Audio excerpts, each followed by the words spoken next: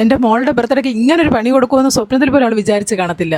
ഒരു ബർത്ത്ഡേ സമ്മാനം കൊടുക്കാനായിട്ട് സ്കൂളിൽ നിന്ന് വിളിച്ചുകൊണ്ട് വന്നതായിരുന്നു. അങ്ങനെ ഞങ്ങൾ എത്തിയത് വർക്കലയായിരുന്നു. ഈ പറക്കം യന്ത്രത്തിൽ കയറാനായിട്ട് ബുക്ക് ചെയ്തിരുന്നു. അവിടെയാണെങ്കിൽ ടോക്ക് അനുസരിച്ചാണ് വിളിക്കുന്നത് തന്നെ. പാവം എന്റെ മോളുടെ സമയം കൊള്ളാം. നമ്മുടെ ടോക്കൺ എത്തിയതും കാറ്റ് വന്നതും ഒരുമിച്ചായിരുന്നു. അവിടെ അവർ സ്റ്റോപ്പ് ചെയ്തു.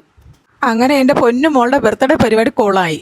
പിന്നെ നമ്മൾ വർക്കല ക്ലിപ്പിലോട്ട് നടക്കാനിറങ്ങി. അവിടെയാണ് സീന് തുടങ്ങുന്നത്. കാരണം എല്ലാവരും അടിച്ചു പൊളിച്ച് എൻജോയ് ചെയ്യുന്ന സമയത്ത് പാവേന്റെ മോള് സ്കൂളിൽ യൂണിഫോം ഇട്ടുകൊണ്ട് കരഞ്ഞുകൊണ്ട് എന്റെ ബാക്ക്. ഇത്രയും തിരക്കുള്ള ഒരു സ്ഥലത്ത് യൂണിഫോം ഇട്ടുകൊണ്ട് നിന്നത് അവക്ക് വലിയൊരു ചമ്മലായിപ്പോയി.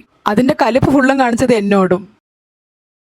ഞങ്ങളുടെ കൂടെ കേസ്പിയും ബ്രൗണിയും ഉണ്ടായിരുന്നു. അവള് മൈൻഡ് വെക്കാത്തത് കൊണ്ട് ഇവർ രണ്ടുപേരും മേക്കാൻ ഞാൻ കുറെ പാടുപെട്ടു.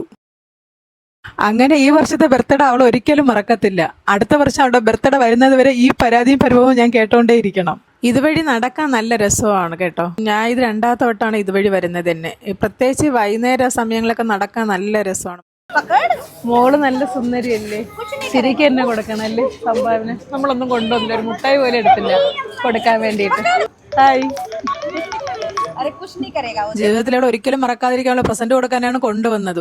അവസാനം ഞാൻ സോറി പറഞ്ഞുള്ള സമാധാനിപ്പിച്ച് വീട്ടിലേക്ക് കൊണ്ടുപോകുന്ന ഒരു അവസ്ഥയായിരുന്നു.